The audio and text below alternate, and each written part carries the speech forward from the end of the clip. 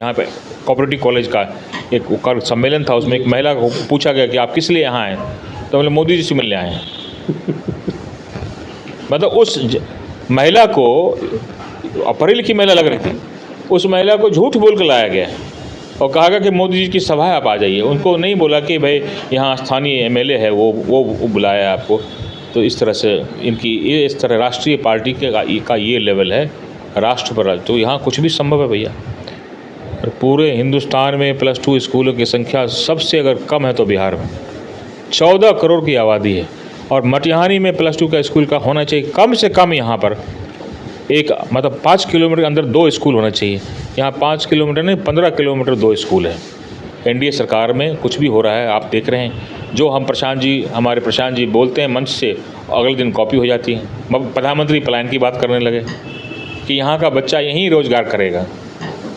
ऐसे अभी उनको ध्यान नहीं आया था, पहले आया था कि मजदूर भर के ले जाओ और वहाँ सूरत ले जाओ और अहमदाबाद ले जाओ। वो भी पिछले 2 महीने की एनडीए की जो गतिविधियाँ हैं सब कट कॉपी पेस्ट है, क्योंकि इनको पता है इनकी नीतियाँ भी हमारे नेता ने ही बनाई थी 10 साल पहले।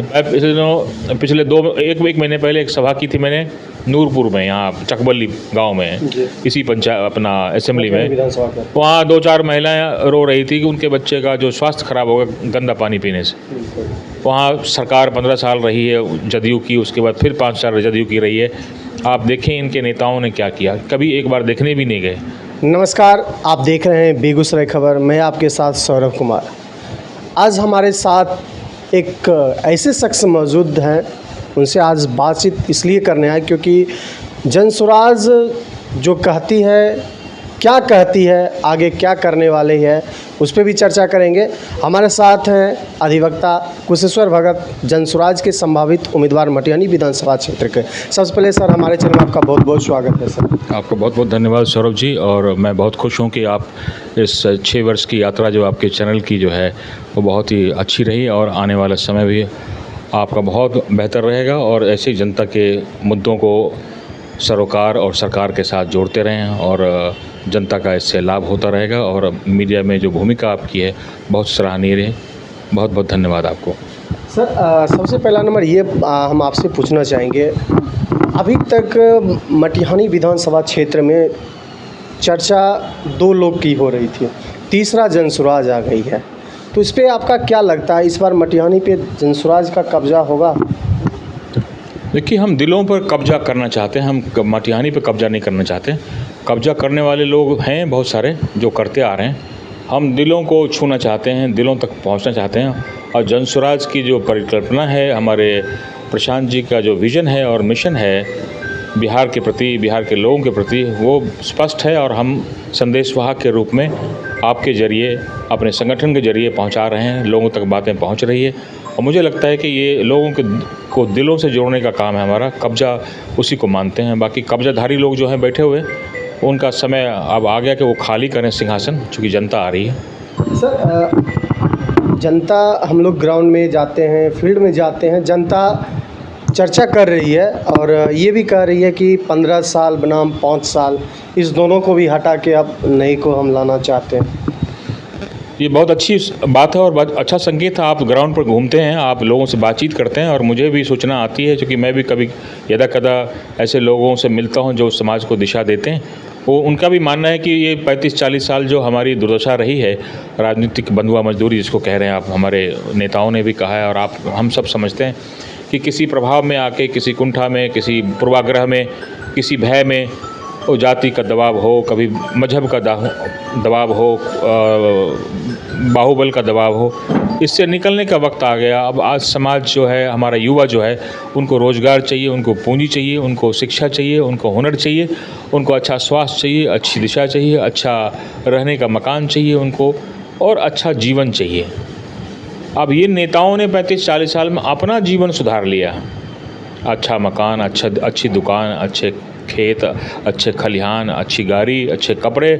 लेकिन हमारे युवाओं का, जो युवा बूढ़े हो गए हमारे समय में, उसमें मैं भी हूँ, पलायन के शिकार हो गए। उनके बच्चे अभाव में, आर्थिक अभाव में वो शिक्षा प्राप्त नहीं कर पाए, हुनर नहीं ले पाए, और आज भी इन नेताओं का यही झूठा वादा झूठे इनके जो वादे हैं, पॉलिसियाँ हैं, कभी ये कर दूंगा, कभी मैं स्कूल खोल दिया, मैंने कॉलेज खोल दिया, डिग्री का। मैं अभी पिछले कई हफ्ते से सुन रहा हूँ कि यहाँ के नेता बोल रहे हैं कि मैंने स्कूल +2 कर दिया है। और पूरे हिंदुस्तान में +2 स्कूलों की संख्या सबसे अगर कम है तो बिहार में 14 करोड़ की आबादी है। और मटिहानी में +2 का स्कूल का होना चाहिए कम से कम। यहाँ पर एक मतलब 5 किलोमीटर के अंदर 2 स्कूल होना चाहिए। यहाँ 5 किलोमीटर नहीं 15 किलोमीटर 2 स्कूल है।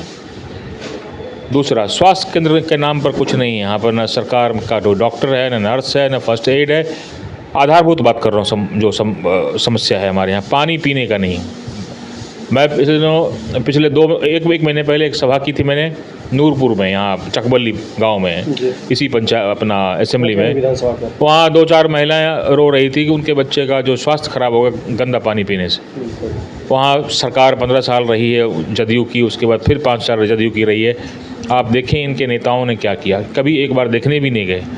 शुद्ध पानी पीने को नहीं है, तन पर कपड़ा नहीं है, रोज़गार नहीं है, लोगों के पास मजदूरी करते हैं, रिफाइनरी में कहीं मिल जाता है, उनके गार्जियन को कभी मिलता है, कभी काम नहीं मिलता, क्योंकि हुनर नहीं उनके पास, विशेष हुनर नहीं है, कभी किसी ने ध्यान नहीं दिया।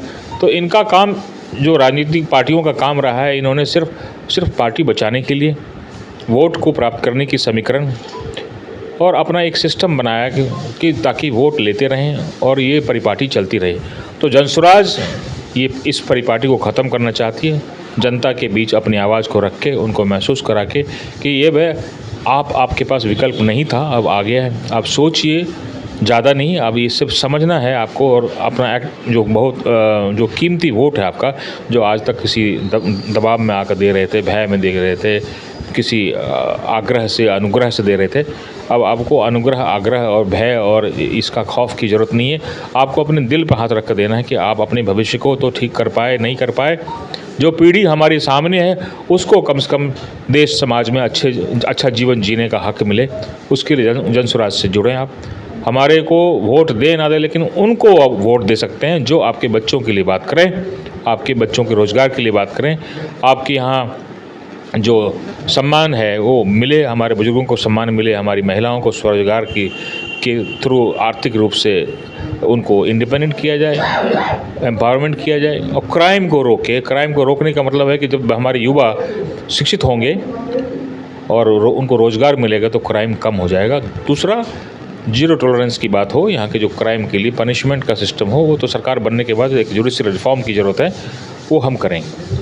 सर, जनता 2 चीज़ से उभर चुकी है, एक बाहुबली से, एक धनबली से।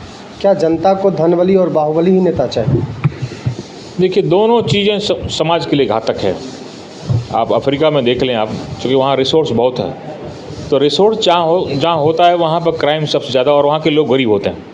वही हाल बेगूसराय का है, जो हिंदुस्तान की एक बहुत बड़ी फर्टाइल लैंड का पैच है हमारे पास, और यहाँ के जो मिट्टी में प्रोडक्टिविटी है बहुत हाई है, यहाँ के लोगों में प्रोडक्टिविटी बहुत हाई है। पूरे देश में आप जाएंगे हर जगह कोई न कोई बेगूसराय का मिलेगा आपको, चाहे वो आर्टिस्ट हो या चाहे वो स्किल्ड डॉक्टर हो या इंजीनियर हो या प्रोफेसर हो या साइंटिस्ट हो या मीडिया कर्मी हो।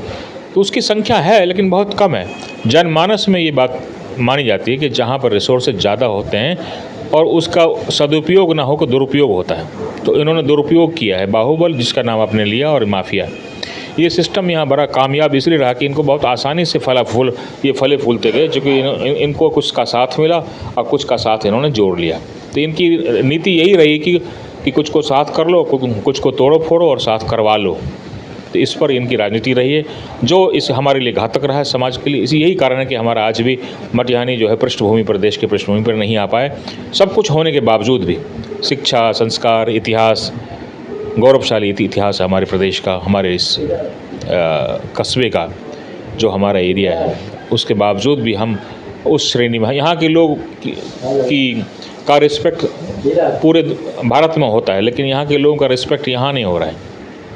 तो इसीलिए नहीं हो रहा है कि नेता लोग चाहते नहीं कि मास लोग डेवलप करें, वो चाहते हैं कि सिर्फ हमारा डेवलपमेंट हो, और अल्टीमेटली हम चाहेंगे कि ये जन स्वराज इस चीज़ परिपाटी को ख़त्म करे, इस प्रथा को ख़त्म करे। सर अभी देख रहे होंगे आप न्यूज़ चैनल के माध्यम से या बड़े बड़े न्यूज़ के से सरकार जो हमारे देश की मुखिया है वो पकड़ के पिटारा खोल दिए हैं। चाहे आप बात करें जीविका दीदी की, चाहे बात करें स्वास्थ्य विभाग में, चाहे बात करें आप होम गार्ड के, चाहे आप किसी का हर का तनख्वाह एकदम डबल कर रहे हैं, हर चीज़ मामले में पिटारा खोल दी। क्या चुनावी ये कहीं हवा तो नहीं है? बिल्कुल। आज इनके 20 साल के कार्यकाल में कभी इनको ध्यान नहीं आया था कि आशा कर्मियों को सम्मान बढ़ाया जाए, सम्मान राशि बढ़ाई जाए, या रसोइया की राशि बढ़ाई जाए, उनके मापदंड जो माननीय राशि है उसको बढ़ाई जाए, या उनको जीविका दीदी का 10,000 रुपये उनका बढ़ाया जाए, उनको ऋण दिया जाए और 400 को 1100 किया जाए। सारी योजनाएं उनको अभी आ रही है 1 महीने पहले। 20 साल तक उनको योजनाएं, लोग भली बात ही समझते हैं कि जो जनस्वराज के सूत्रधार प्रशांत जी ने पिछले 6-8 महीने में जो जनसभाओं को संबोधित किया, जो अपनी योजनाओं से अवगत कराया, वो सारी योजनाएं सरकार समझ रही है कि अब ये हमारे लिए घातक है।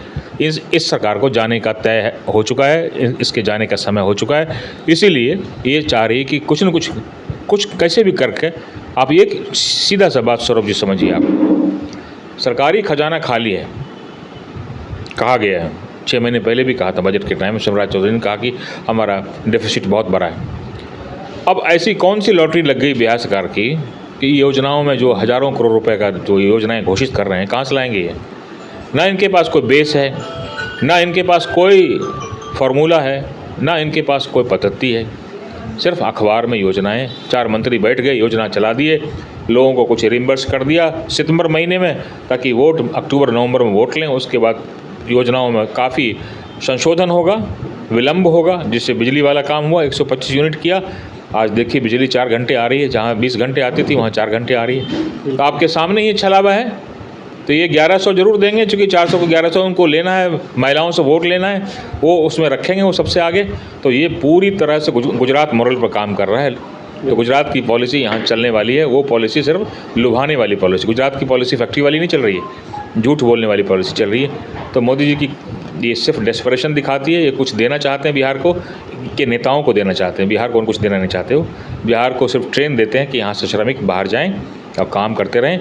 बिहार को देना चाहते हैं, बिहार के मंत्रियों को देना चाहते हैं स्कीम, इसमें उलझे रहो, लोगों को उलझाते रहो, और आने वाला तुम राज किया, अब तुम्हारा बाल बच्चा भी राज करे। तो ये परिपाटी मोदी जी की अब ख़त्म होने वाली है, ये बहुत दिन तक नहीं चलने वाला है। सर अभी आप देखे होंगे कि 400 की जगह 1100 कर दिया गया। तो जिससे मैंने कहा ना आपको 400 की राशि को 1100 ही किया है। हम तो 2000 बोल रहे थे। तो ये 1100 करने के लिए उनको कहाँ से पैसा आया, और अभी तक क्यों नहीं किया उन्होंने? अभी क्यों किया अचानक? जो प्रशांत जी कह रहे हैं, तो उनको कहीं न कहीं बात इनको लग रही है ना, जो रेजिम को, प्रेजेंट एनडीए गवर्नमेंट को, कि हमारी ज़मीन खिसक रही है। उनकी ज़मीन खिसक रही है, जो महिलाओं के बल पर ये जीतते आ रहे हैं। ये बोलते हैं महिलाओं का आशीर्वाद है तो हम जीतते आ रहे हैं। तो इनकी जो ये झूठी जो दिलासा है, जो इनके झूठे वायदे हैं, वो अब ख़त्म होने वाले हैं। 400 को 1100 करना इनका पहला स्टेप है। और भी चीज़ें की है इन्होंने अभी। तो ये 2 महीने और चलेंगे, उसके बाद फिर उनमें संशोधन होगा, विलम्ब होगा, और फिर आकलन होगा, फिर पुनः स्थापित होगा। तब तक ये नहीं रहेंगे, चूँकि यहाँ की जनता बहुत अच्छी तरह भली भांति समझ चुकी है कि ये सरकार के पास कोई विज़न नहीं है। क्योंकि जो चीज़ें आपने 20 साल में नहीं दिया, मान लो आप खाना, आपने 10 दिन किसी को खाना नहीं दिया, अब 1 दिन आपने 10 दिन का खाना दे दिया, खाना बचेगा नहीं। जो 20 साल का बहुमूल्य जीवन गया यहाँ की जनता का, वो क्या वापस आएगा? 20 साल जो समय बीत गया, एक युग बीत गया, आपने उसको 400 में एक भिखारी के रूप में, उसकी मानसिक कुंठा वेदना है। 400 में क्या होता है? उनकी दवाई भी नहीं आती, चाय पूरे महीने की चाय भी नहीं आती। तो आपने इस तरह से उनको भिखारी का एक एहसास दिलाया, और आज आप 1100 करके फिर पुनः एक बार उनको बंधुआ मजदूर बनाना चाहते हैं। अब आपकी जो राजनीतिक विरासत है उनको देके, जो लोग का कोई वो नहीं है, जिन्होंने आपके साथ काम किया नहीं किया, उनकी जमात में आपके शामिल हुए और जनता को ठगने की ट्रेनिंग लिए। मोदी जी भी तो जनता के ठगने के लिए पॉलिटिशियन को ट्रेनिंग दे रहे हैं। भाई इसको ठगना ही हुआ ना। आपकी कोई विजन नहीं है। आप प्रशांत जी ने कहा 400 को 1100 करना है, उनके 400 को 2000 करना है, तो इन्होंने आपने 1100 का कर दिया। आपकी कोई पॉलिसी नहीं है। तो ये दोनों जो है, एनडीए की बात की मैंने, अब महागठबंधन तो और इससे भी बड़ा फ्रॉड है। महागठबंधन तो बोल रही है माय बहन योजना 25 को, उसको तो और एक हास्यास्पद है, उसको जोड़ने नहीं आता है। महागठबंधन के नेताओं को, राहुल गांधी ऐसे आदमी को कम से कम इतना जो सोचना चाहिए कि भाई राहुल गांधी इतनी बड़ी पार्टी के अध्यक्ष हैं, प्लस हमारे एलओपी हैं लोकसभा में, उनको इतनी हल्की बात तो नहीं करनी चाहिए। और हल्की बात करने वाले के साथ वो खड़े हो रहे हैं। 2500 देंगे, अगर 3.5-4 करोड़ महिलाएं हमारे पास है तो 1.5 लाख करोड़ होता है। 1.5 लाख करोड़ तो बजट ही नहीं आपका, तो सब चीज़ महिलाओं को दे देंगे आप। ऐसी हास्यास्पद बात जिसका कोई बेस ना हो, ये इस तरह की बात करने का मतलब जनता को समझ जाना चाहिए कि इतना बेवकूफ़ी, इतना तो पूरे महिलाओं की संख्या है, उसमें 1.5 करोड़ आप बच्चियों का छोड़ दीजिए, तो 3.5 करोड़ इंटू 2500, 1,56,000 करोड़, उतना आपका बजट नहीं है, तो आप कहाँ से दोगे? मतलब एक लिमिट होती है मूर्ख बनाने की।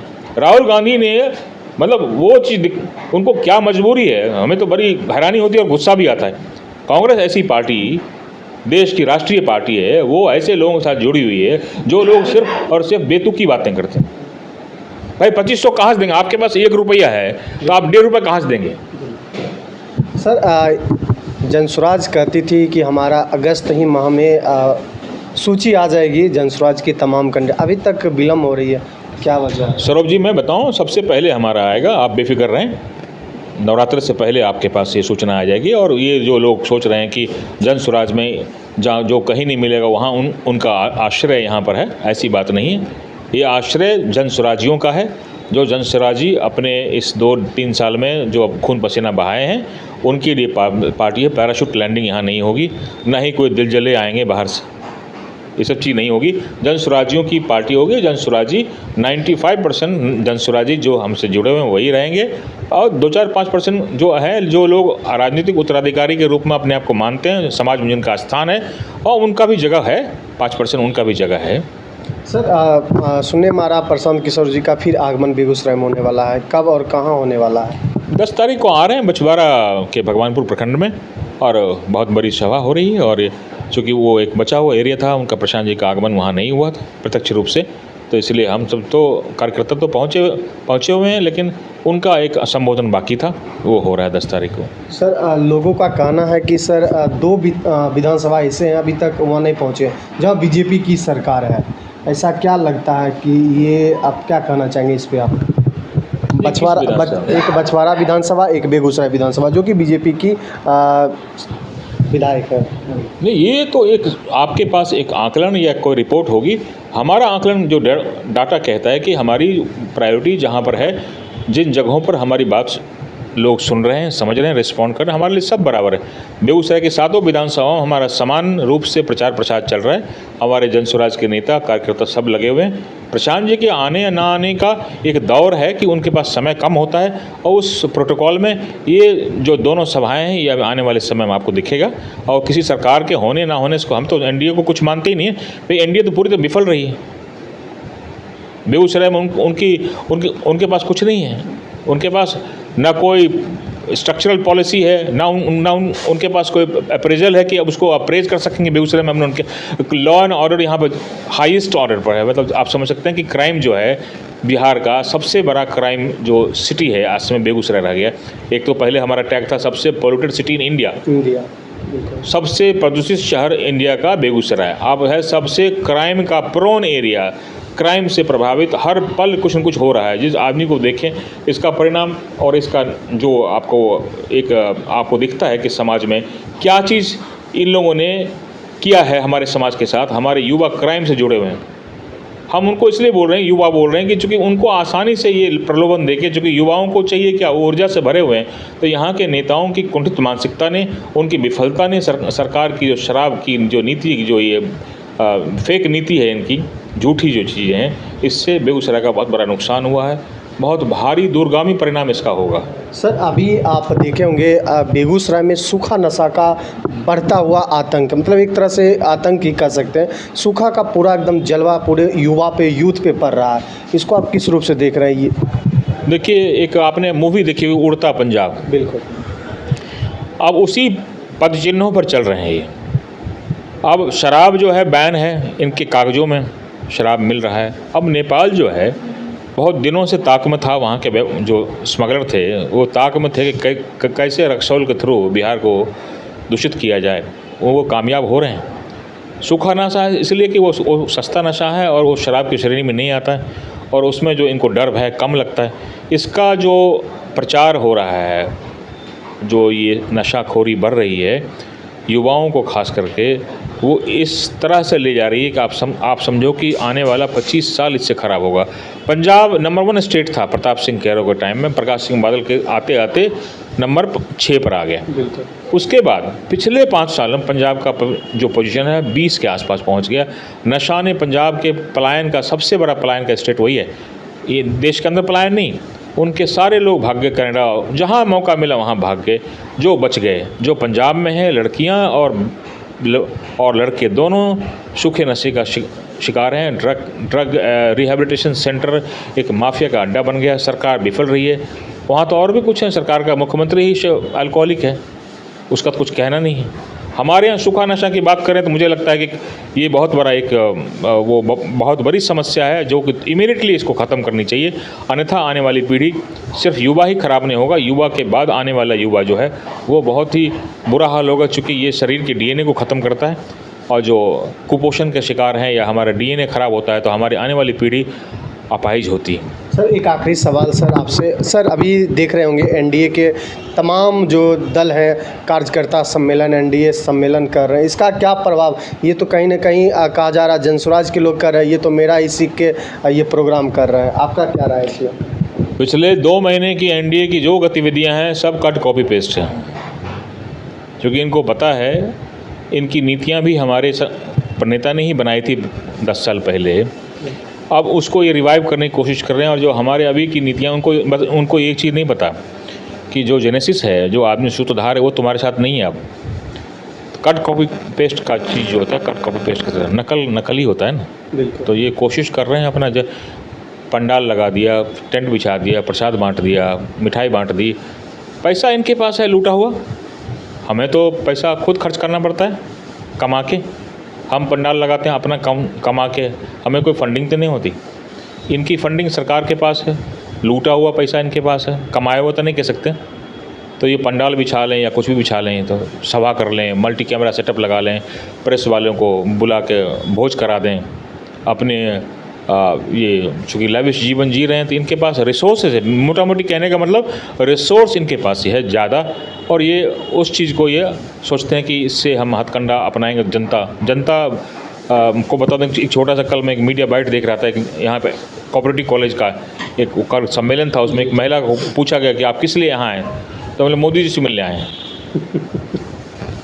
मतलब उस महिला को, पढ़ी लिखी महिला लग रही थी, उस महिला को झूठ बोल कर लाया गया और कहा गया कि मोदी जी की सभा है आप आ जाइए। उनको नहीं बोला कि भाई यहाँ स्थानीय एमएलए है वो बुलाया आपको। तो इस तरह से इनकी ये इस तरह राष्ट्रीय पार्टी का ये लेवल है राष्ट्र पर। तो यहाँ कुछ भी संभव है भैया, एनडीए सरकार में कुछ भी हो रहा है, आप देख रहे हैं। जो हम हमारे प्रशांत जी बोलते हैं मंच से, अगले दिन कॉपी हो जाती है। प्रधानमंत्री पलायन की बात करने लगे कि यहाँ का बच्चा यहीं रोज़गार करेगा।